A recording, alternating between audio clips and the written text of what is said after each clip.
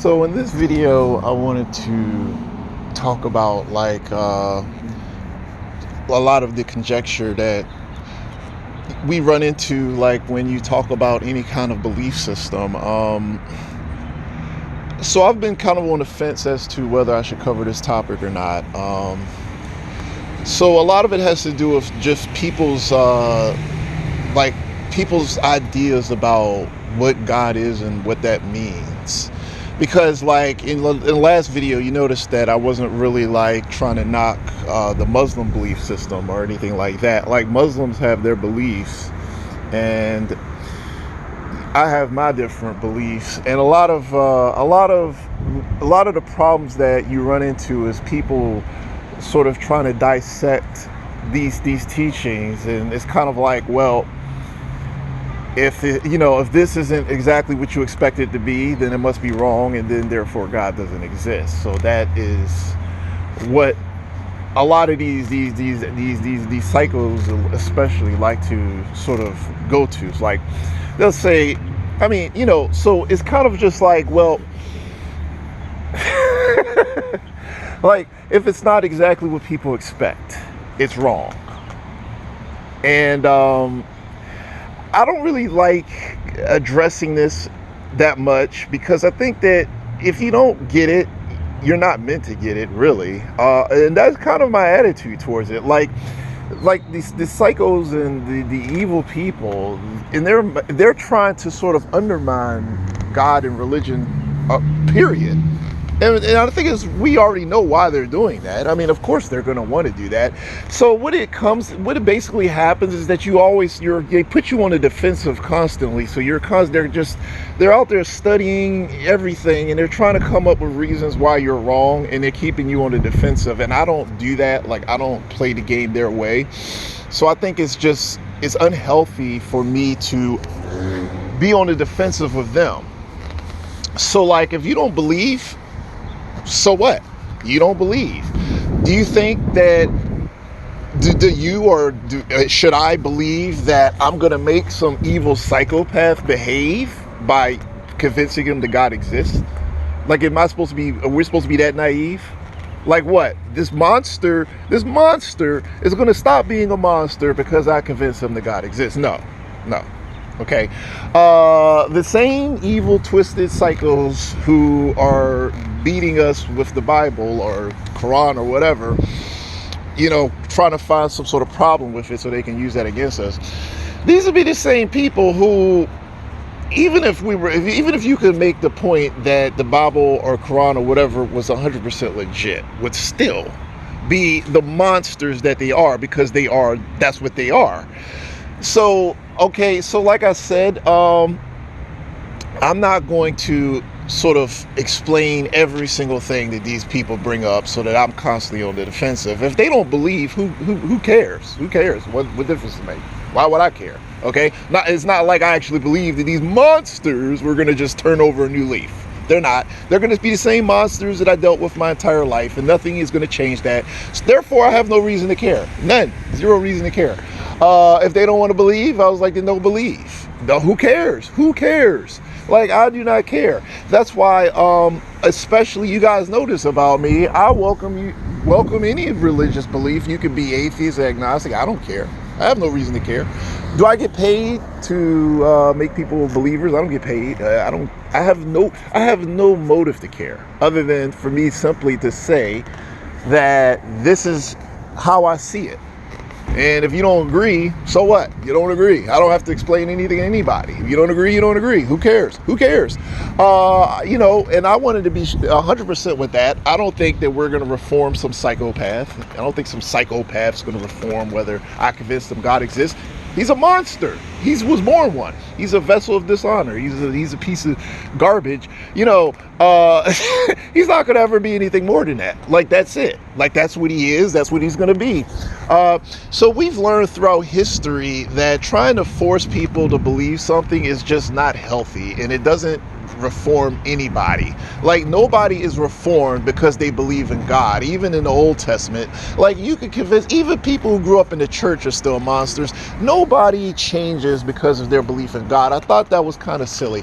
I mean, people sort of hide it a little bit better, maybe. You know, I don't really think, I've never seen someone who, outside of just pure spirituality, outside of the fact that they were touched by spirituality internally,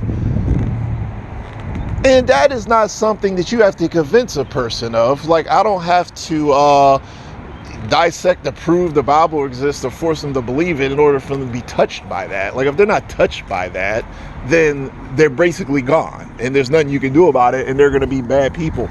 So, like, even if there was no problems, even if everything lined up, like there was no problems, there was no conjecture when it came to spiritual beliefs,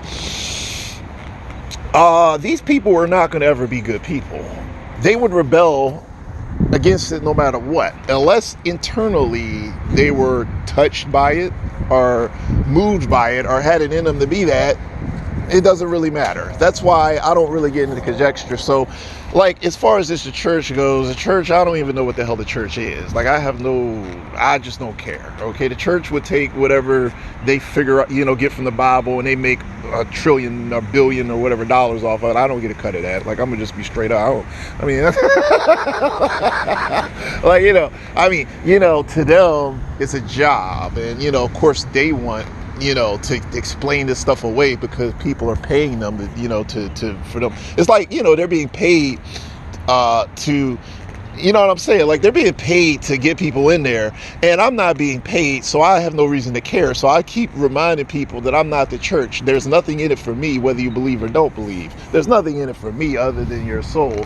So when I tell people something, I'm like, well, look, you could consider it a lookout. At best, a lookout. That's me being nice. That's niceness, because I have no reason to care. None. You think that if I convince these people that they were going to become good people? Dude, if I have to convince, they're never going to be good people. Never. Okay? That's why they are what they are. I don't believe that. I don't believe that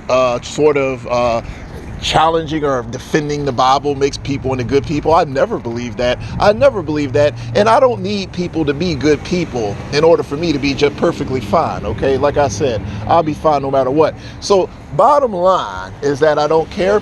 That's why I tell people that you can have any faith system and that's it. I don't care. Like, I've dealt with all sorts of different people. Like, I'm not trying to promote any religion, I think is the point I'm making. I'm not trying to promote any religion. So the only thing I'm going to tell people is that if you were meant to understand, you will understand. If you weren't meant to understand, then you're going to have a problem, because you're going to just not be, it's going to be a lot of questions. And even when you get answers, you're going to find that you're still asking questions. You ask questions, you get answers, and then you find yourself asking more questions, and it never ends. Like, you're going to be in a constant state of questioning stuff. And even if you get answers, you still ask more questions. And that's something that no one really can do anything about. So that's why I was like, so I'm going to just leave with that. And like I said, I try to give you guys stuff that I think will help you. And you consider it a lookout, because like I said, I'm not the church. I don't get paid, and there's nothing in it for me. I mean, I'm going to tell you guys straight up, the church has an agenda. Most of the people in the church have agendas. It's their job to get you in there. It's their job, and they get paid really well to do it. I mean, a lot of these people don't even have to get a job, and they have enough money to get houses, and they're living a good life, and they're not sharing it with anybody who needs it. I mean, they hoard it, and that's it. I mean, these people have motivations outside of helping people to convince people that all this stuff is exactly what they say it is. So my attitude towards it is, if you were meant to understand, you'd understand. And that's why the Bible says this. It says, many will be called, but few will be chosen. If you were meant to understand, you'd understand. Okay, that's all I really can tell you. And I'm not here to force people to do anything. I don't care. I just don't care. Well, I mean, I care as far as, like, I wouldn't want to see anything bad happen to you. I mean, but if a lot of people think that's weakness. I mean, that's me being nice. That's not a weakness. I mean, if something bad happened to you, I was like, okay, it happened to you. I did something. I told you something. You didn't listen. And oh well. What am I going to cry about it for? I did something nice and you bucked and you did whatever you wanted. So that's on you. I did my part. I did what I could, and I'm good with that. And that's it. Like, I'm not going to be crying over it. I don't know you. I'm not invested in your lives. I mean, you don't want to take it, then you can burn in hell. I don't know. I don't care. Like, I'm gonna sleep fine tonight. Doesn't really matter. I'm just saying, doing something nice is not a weakness, and I consider what I do something, me doing this as just something kind that I could do for other people.